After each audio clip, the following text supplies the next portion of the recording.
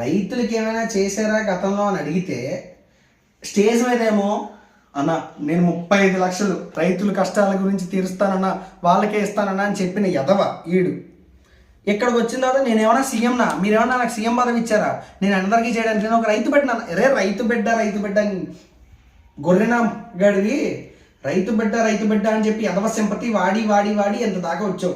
ఇంకా నువ్వు సింపతి వాడదామన్నా అక్కడ పేకడానికి నీ దగ్గర నుంచి లాగడానికి ఏమీ లేదు, శూన్యం అయిపోయావు. ఇక్కడి నుంచి నీకు చుక్కలు కనపడడం ఖాయం, ప్రతి యూట్యూబ్లో నిన్ను వేసుకోవడం కూడా ఖాయం, కన్ఫర్మ్. అది ఒకటి సీఎం పదవి అమ్మ నిన్ను 105 రోజులు చూడడానికే మాకు ఒళ్ళంతా కంపరం వచ్చింది, అలాంటిది నువ్వు సీఎం పదవి ఎక్కేసి దేశాన్ని కూడా కుడిపేద్దామన్నా నాకు అర్థం కాదు.